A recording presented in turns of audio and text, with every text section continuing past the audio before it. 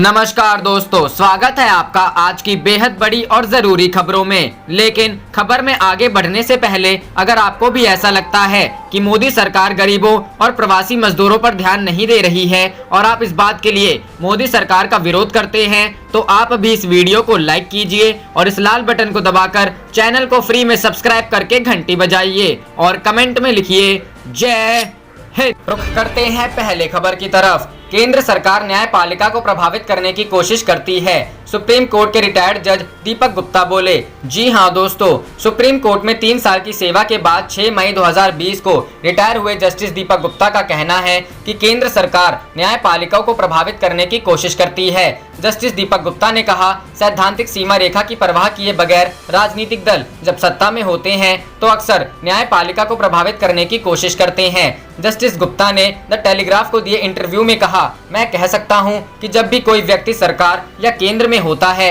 या जो भी पार्टी सत्ता में होती है, वह न्यायपालिका पर नियंत्रण रखने की कोशिश करता है। हर राजनीतिक दल जो भी सत्ता में होता है न्यायपालिका को नियंत्रित करने की कोशिश करता है, लेकिन यह न्यायाधीशों पर है कि वह निष्पक्ष रहें। यदि कोई व्यक्ति पावरफुल है तो निश्चित रूप से वह न्यायपालिका को प्रभावित करने की कोशिश करेगा। क्या आप इस विचार से सहमत हैं कि कभी कभी न्यायाधीश बोनाफाइड नहीं बल्कि बाहरी महत्व के कारण नियुक्त होते हैं? के सवाल पर जस्टिस गुप्ता ने कहा, मैं बाहरी कारणों जैसे शब्दों का इस्तेमाल नहीं करूंगा, लेकिन इस बात से सहमत हूं कि कभी कभी नियुक्तियां जजों और कॉलेजियम के बीच गिव एंड टेक के आधार पर होती है।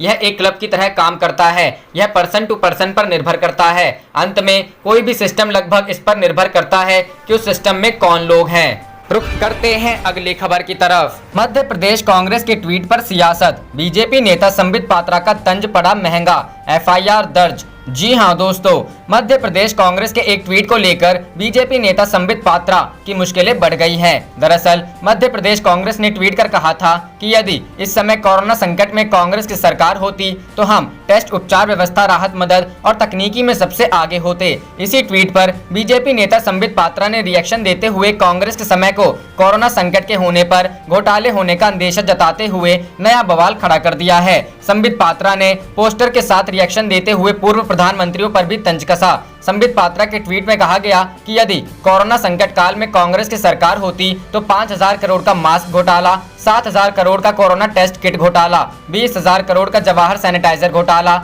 और 26,000 करोड़ का राजीव गांधी वायरस रिसर्च घोटाला हो जाता। संबित पात्रा ने अपने ट्वीट के साथ पोस्टर भी जारी किए जिसमें पूर्व प्रधानमंत्री जवाहरलाल सिंह, राजीव गांधी के फोटो को लगाया गया। इस पूरे मामलों को लेकर भोपाल से लेकर दिल्ली तक कांग्रेस भड़क उठी है। दिल्ली में यूथ कांग्रेस के अध्यक्ष श्रीनिवास बीवी ने संबित पात्रा के खिलाफ एफआईआर दर्ज कराई है। दिल्ली पुलिस में दर्ज कराई गई एफआईआर में पूर्व प्रधानमंत्रियों पर इस तरीके का हवाला देते हुए आर्थिक और सामाजिक मानहानि का आरोप लगाया गया है। कांग्रेस यूथ कांग्रेस के अध्यक्ष श्रीनिवास का कहना है कि सीधे तौर पर कांग्रेस और पूर्व प्रधानमंत्रियों का अपमान है जिस पर एफआईआर बनती है।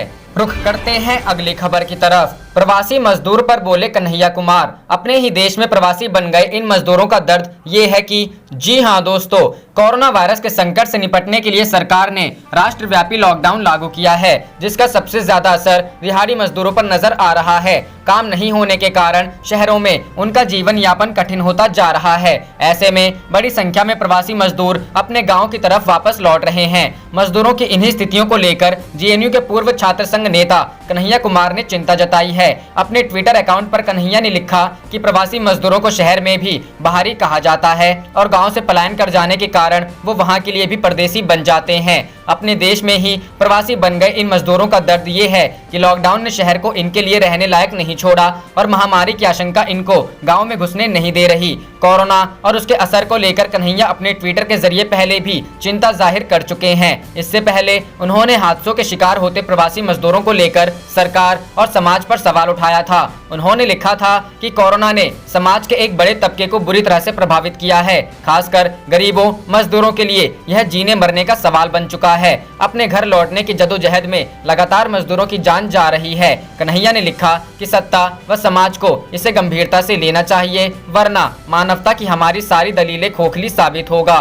रुख करते हैं अगली खबर की तरफ। 4 बजे से बुकिंग, लेकिन ऐलान के 15 घंटे बाद भी इन सवालों पर चुप है रेलवे। जी हां दोस्तों, देश में लागू लॉकडाउन के 50 दिन पूरे हो रहे हैं। ऐसे में केंद्र सरकार ने बड़ा फैसला लेते हुए रेल सेवा शुरू करने का ऐलान किया। इस ऐलान के तहत 12 मई से राजधानी दिल्ली से 15 ट्रेनें चलाई जाएंगी, जो देश के अलग अलग शहरों में जाएंगी। इनके लिए यात्री 11 मई यानी आज शाम 4 बजे से टिकटों की बुकिंग शुरू कर पाएंगे। लेकिन अब जब टिकट बुकिंग में चंद घंटे ही बचे हैं, अभी भी लोगों के मन में कई तरह के सवाल हैं, जिनका जवाब ना रेलवे दे पाया और ना ही सरकार दे पाई है। रेल मंत्री के ऐलान को 15 घंटे से अधिक केंद्रीय रेल मंत्री पीयूष गोयल ने रविवार की रात 8:45 बजे के करीब ट्वीट कर इस फैसले की जानकारी दी थी। मंत्री के ट्वीट के मुताबिक 12 मई से दिल्ली से 15 स्पेशल ट्रेनें चलेंगी, जो देश के चिन्हित शहरों में जाएंगी। इसके लिए 11 मई की शाम 4 बजे से बुकिंग शुरू हो जाएगी। रेल मंत्री के ट्वीट की तरह ही भारतीय रेलवे की ओर से भी ऐसा ही ट्वीट किया गया था, और जिसमें इस फैसले की जानकारी दी गई थी। शुरुआती जानकारी में सिर्फ इतना ही बताया गया कि टिकट IRCTC की आधिकारिक वेबसाइट से ही बुक होगा, रेलवे स्टेशन पर कहीं नहीं मिलेगा। चंद घंटे बाकी, लेकिन कई सवाल तैयार। पहला, क्या सभी सीटें बुक हो पाएंगी? दूसरा, अगर कोई ट्रेन दिल्ली से मुंबई जाती है तो वह रास्ते में कितनी बार रुकेगी? तीसरा, अगर किसी व्यक्ति को चिन्हित 15 शहरों के अलावा बीच में ही किसी स्टेशन पर रुकना है तो क्या वह जा पाएगा? चौथा, ऑनलाइन मोबाइल ऐप के जरिए भी टिकट बुक होते हैं, जिनका सीधा IRCTC से संबंध है, क्या वहां से टिकट बुक हो पाएंगी? पांचवा, अगर 4 बजे बुकिंग खुलते ही साइट पर लोड बढ़ता है और टिकट बुकिंग में दिक्कतें आती हैं, तो दूसरा ऑप्शन क्या होगा? छठा, क्या जिनका टिकट हो पाएगा उन्हें बिना किसी रोक टोक के स्टेशन जाने की इजाजत होगी, क्योंकि दिल्ली में अभी भी लॉकडाउन को लेकर सख्ती है। सोमवार शाम को 4 बजे बुकिंग शुरू हो जाएगी। इससे 2 घंटे पहले ही रेल राज्य मंत्री सुरेश अंगाड़ी का बयान सामने आया। उन्होंने कहा कि इन ट्रेनों में जनरल बोगी नहीं होगी और ना ही सभी सीटें बुकिंग के लिए उपलब्ध होंगी, यानी ट्रेन की हर सीट नहीं बल्कि कुछ चिन्हित सीटें ही बुक करवाई जा सकेंगी। बता दें कि जो 15 ट्रेनें चलेंगी, ये नई दिल्ली से डिब्रूगढ़, अगरतला, पटना, बिलासपुर, रांची, भुवनेश्वर, सिकंदराबाद, बेंगलुरु, चेन्नई, तिरुवनंतपुरम, मडगांव, मुंबई सेंट्रल, अहमदाबाद और जम्मू तवी तक चलेंगी।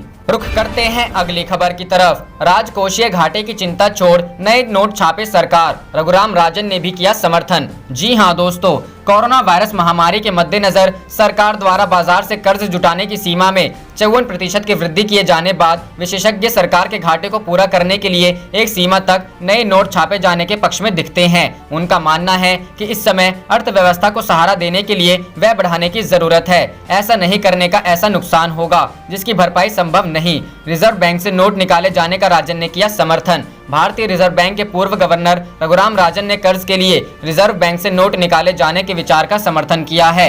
उन्होंने इस असाधारण समय में गरीबों व प्रभावितों तथा अर्थव्यवस्था की सुरक्षा के लिए सरकारी कर्ज के लिए रिजर्व बैंक द्वारा अतिरिक्त नोट जारी किए जाने और राजकोषीय घाटे की सीमा बढ़ाने की वकालत की। आप देख रहे थे आपका अपना चैनल जय हिंद जय भारत।